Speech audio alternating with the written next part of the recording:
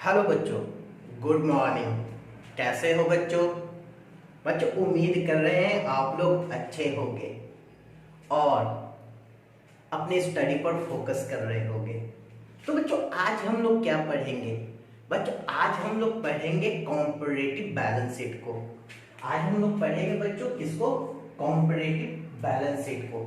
तो वैसे बच्चों जो हमारी वीडियो से पहली बार जुड़ रहे हैं उन सभी बच्चों से रिक्वेस्ट है हमारे पिछले वीडियो को जरूर देखें, क्योंकि बच्चों कॉम्परेटिव बैलेंस शीट के कॉन्सेप्ट को मैंने पिछले ही वीडियो में आप लोगों को पहले ही बता रखा है। और बच्चों अगर वीडियो पसंद आए तो लाइक एंड सब्सक्राइब करना ना भूलें। तो बच्चों स्टार्ट करते हैं कॉम्परेटिव बैलेंस शीट को कि कॉम्परेटिव बैलेंस शीट कहा किसे जाता है। देखिए फिर से यहाँ पर बातें आती है कि कॉम्परेटिव बैलेंस शीट होता क्या है। अगर एक सिंपल वे में समझा जाए तो कहता है कि कॉम्परेटिव बैलेंस शीट एक स्टेटमेंट है। कॉम्परेटिव बैलेंस शीट एक स्टेटमेंट है जो दो या दो से अधिक ईयर्स में बनाए गए बैलेंस शीट के आइटम्स को इस प्रकार से शो किया जाता है, इस प्रकार से दिखाया जाता है कि उनसे संबंधित आइटम्स के बीच में जो डिफरेंसेस आते हैं, जो अंतर आते हैं या जो चेंजेज आते हैं, उस चेंजेज को आसानी से कैलकुलेट किया जा सके या आसानी से समझा जा सके। तो ऐसे प्रत्येक स्टेटमेंट को बच्चों हम लोग कहते हैं कॉम्परेटिव बैलेंस शीट। फिर से समझने का काम कीजिएगा कि कॉम्परेटिव बैलेंस शीट है क्या। तो कॉम्परेटिव बैलेंस शीट आपका कुछ नहीं है, एक प्रकार का स्टेटमेंट है जो दो या दो से अधिक ईयर्स की जो बैलेंस शीट होते हैं, तो बैलेंस शीट के अंतर्गत जितने भी आइटम्स होते हैं या जितने भी अमाउंट्स होते हैं, उन सभी अमाउंट को इस प्रकार से शो किया जाता है, इस प्रकार से दिखाया जाता है कि उन सभी आइटम्स के बीच में जो 2 ईयर्स में चेंजेस आए हैं, उन चेंजेस को आसानी से आप जान सको, उन चेंजेस को आसानी से आप कैलकुलेट कर सको। तो उसी स्टेटमेंट को हम लोग कहते हैं कॉम्परेटिव बैलेंस शीट। अब यहां पर बातें आती है कि सर ये बनाया क्यों जाता है, ये बनाने का रीजन क्या होता है। तो समझिएगा बच्चों, एक्चुअल में अगर देखा जाए तो बिजनेस से जुड़े हुए अलग अलग यूजर्स होते हैं और प्रत्येक यूजर्स अपनी अपने नीड और अपनी अपनी जरूरतों के अनुसार वो बिजनेस के कॉम्परेटिव बैलेंस शीट का स्टडी करते हैं। और स्टडी इसलिए करते हैं ताकि वो उनका एनालिसिस कर सके, उसमें जो चेंजेस आए हैं उस चेंजेस को वो एनालिसिस कर सके, उसके आधार पर वो बिजनेस के फाइनेंशियल पोजीशन को जान सके और डिसीजन ले सके। तो डिसीजन लेने के पर्पस से और उसके चेंजेस को जानने के पर्पस से कॉम्परेटिव बैलेंस शीट को बनाया जाता है। तो अब बच्चों इसके डेफिनेशन को हम लोग देखते हैं, ध्यान से समझिएगा। कहता क्या है? कहता है comparative balance sheet analysis is the study of trend. Comparative balance sheet क्या है? एक कॉम्परेटिव बैलेंस शीट का हम लोग क्या करते हैं? तो कॉम्परेटिव बैलेंस शीट का हम लोग एनालिसिस करते हैं, उसका हम लोग स्टडी करते हैं। किसका स्टडी करते हैं? तो कहता है कि सेम आइटम्स का, ग्रुप ऑफ आइटम्स का, कंपाउंड आइटम्स का जो क्या होने चाहिए? 2 और मोर बैलेंस शीट के होने चाहिए, और वो भी क्या होने चाहिए? एक बिजनेस के होने चाहिए। लेकिन वो क्या हो सकते हैं? अलग अलग डेट को बनाए गए, यानी अलग अलग डेट को बनाए गए बैलेंस शीट जो एक ही इंटरप्राइजेज के हैं, जो एक से अधिक ईयर के होते हैं, उनके आइटम्स के, उनके ग्रुप ऑफ आइटम्स के, उनके कंपाउंड आइटम्स को इस प्रकार से एनालिसिस किया जाता है, स्टडी किया जाता है, ताकि उसके ट्रेंड को जान सके, उसके हुए चेंजेस को जाना जा सके। तो ये कहलाता है बच्चों आपका कॉम्परेटिव बैलेंस शीट। तो यहां पर आते हैं बच्चों, अब इसके फॉर्मेट को देखते हैं। अगर कॉम्परेटिव बैलेंस शीट के फॉर्मेट को देखा जाए तो ये जिस प्रकार से आपका फाइनेंशियल स्टेटमेंट के अंतर्गत बैलेंस शीट का फॉर्मेट दिया गया कंपनी एक्ट 2013 के अंतर्गत सेम वही फॉर्मेट है बच्चों। यानी इसके अंतर्गत भी आपके इक्विटी एंड लायबिलिटी है, शेयर होल्डर फंड है, share capital reserve and surplus है, नॉन करंट लायबिलिटी है, उसके अंतर्गत करंट लायबिलिटी है, एसेट में आपके नॉन करंट एसेट है, नॉन करंट में फिक्स्ड एसेट के अंतर्गत टैंजिबल इंटैंजिबल है, नॉन करंट इन्वेस्टमेंट है, करंट एसेट है। तो देखा जाए तो बच्चों सेम वही आपके फॉर्मेट है। तो बस इस फॉर्मेट के अंतर्गत किया क्या गया है, किया ये गया है कि यहाँ पर जो आपके फॉर्मेट बनाया गया उसमें 4 कॉलम बनाए गए। एक कॉलम आपका प्रीवियस ईयर के फिगर का है, एक कॉलम आपका करंट ईयर के फिगर का है, एक कॉलम आपके एब्सोल्यूट चेंजेस का है, यानी प्रीवियस ईयर का कंपेयर करंट ईयर से किया जाएगा और जो भी चेंजेस आएंगे उस चेंजेस को एब्सोल्यूट चेंजेस में लिखा जाएगा और इस चेंजेस का वहां पर क्या कर दिए जाएंगे, परसेंटेज निकाल दिए जाएंगे।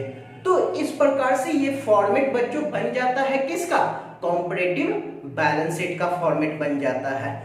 तो अब इसे एक क्वेश्चन के द्वारा समझते हैं कि किस प्रकार से कॉम्परेटिव बैलेंस शीट को हम लोग क्वेश्चन के द्वारा सॉल्व कर सकते हैं।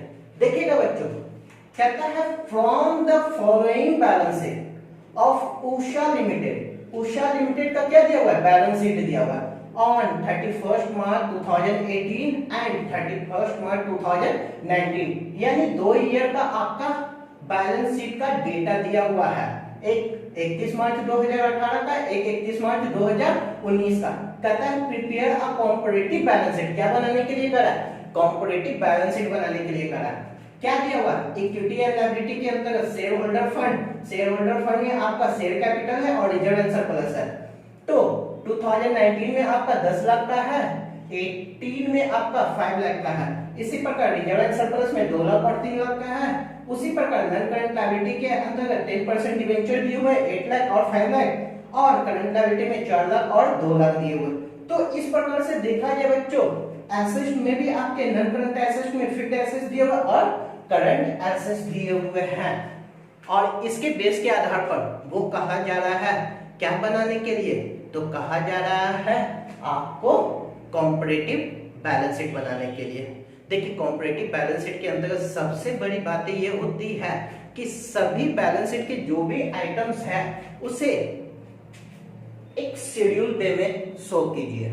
अगर आइटम अरेंज नहीं है तो पहले उस आइटम को अपने कॉम्परेटिव बैलेंस शीट के अंतर्गत अरेंज कीजिए एक शेड्यूल वे में, जो कंपनी एक्ट 2013 के अंतर्गत और साथ ही साथ आपके साथ ही साथ जो कॉम्परेटिव बैलेंस शीट का फॉर्मेट दिया गया है उसके अनुसार उसे अरेंज कीजिए।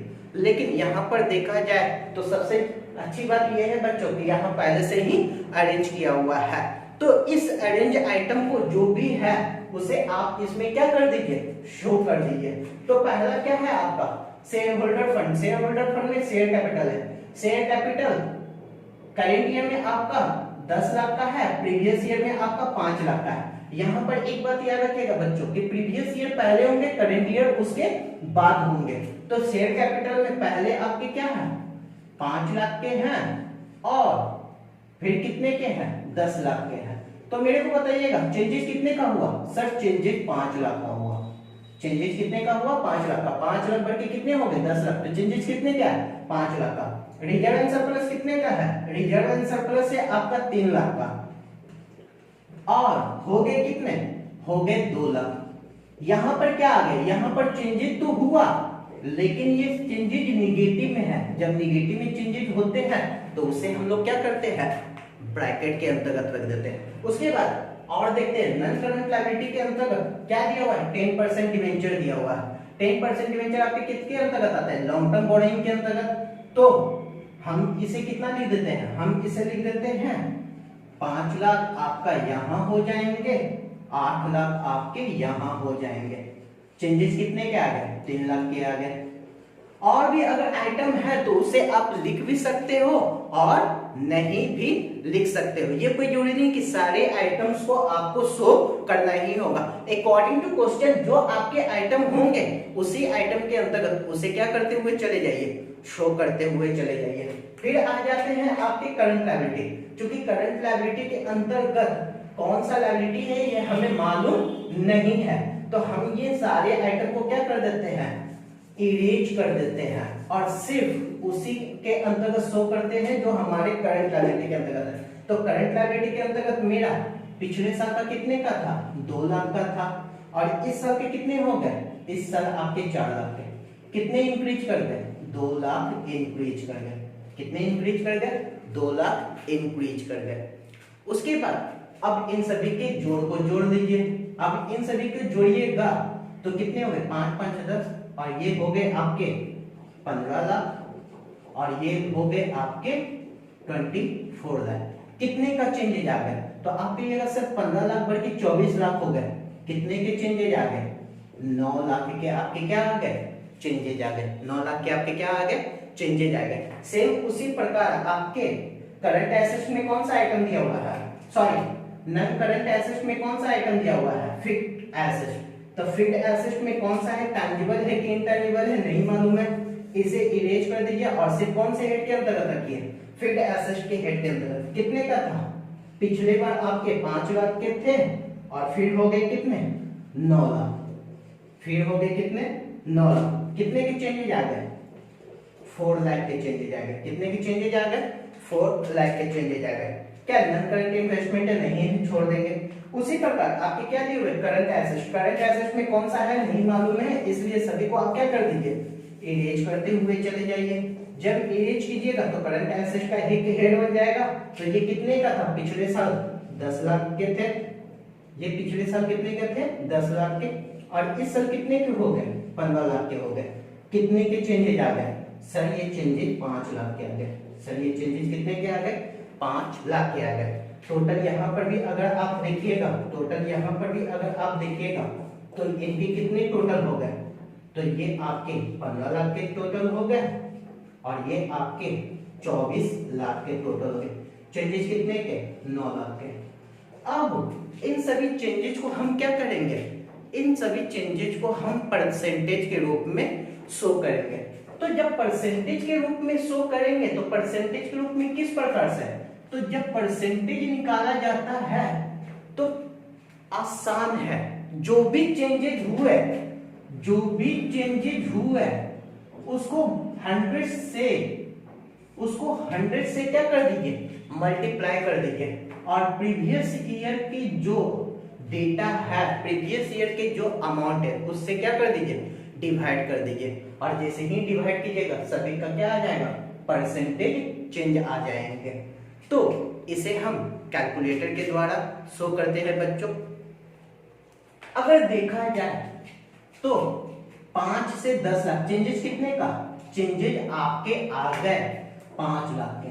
चेंजेस आपके कितने के आ गए, 5 लाख के, into 100 divide by previous year का डेटा कितना है, 5 लाख है।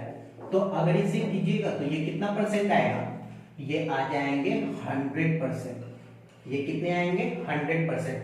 अब इसको कर दीजिए तो यहाँ पर 1 lakh into 100 divide by 3 lakh, तो आपके आ गए 33.33। उसी प्रकार 3 का 5 लाख के साथ कीजिए, तो जब 3 का 5 लाख के साथ कीजिएगा तो ये कितने आ जाएंगे, ये आपके आ जाएंगे 60%। ये कितने आ जाएंगे, 60%। 2 का 2 के साथ कीजिएगा तो ये 100% आ जाएंगे, और जब 9 का 15 के साथ कीजिएगा तो ये भी आपके कितने आ जाएंगे, 60% आ जाएंगे। उसी प्रकार 4 का फिर आप परसेंटेज निकाल लीजिए, तो ये आपके आ जाएंगे 80%। फिर एक बात यहाँ पर है बच्चों, ब्रैकेट में है, निगेटिव में है, तो ये भी क्या आ जाएंगे, निगेटिव में। फिर 5 का आप इसके परसेंटेज निकाल दीजिए,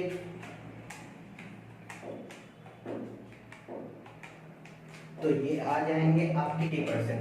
ये कितने हो जाएंगे आपके 50%। और फिर आप क्या कर दीजिए, टोटल चेंजेज निकाल दीजिए। टोटल चेंजेज भी अगर आप निकालिएगा तो ये क्या हो जाएंगे, कितने परसेंट हो जाएंगे, 60% हो जाएंगे। तो इस प्रकार से बच्चों आप कॉम्परेटिव बैलेंस शीट के क्वेश्चन को क्या कर सकते हो, सॉल्व कर सकते हो। और इसकी बेस पर आप अपने क्वेश्चन को बना सकते हो। तो बच्चों आज के लिए इतना ही, फिर मिलते हैं नेक्स्ट वीडियो में नेक्स्ट टॉपिक के साथ। थैंक यू बच्चों।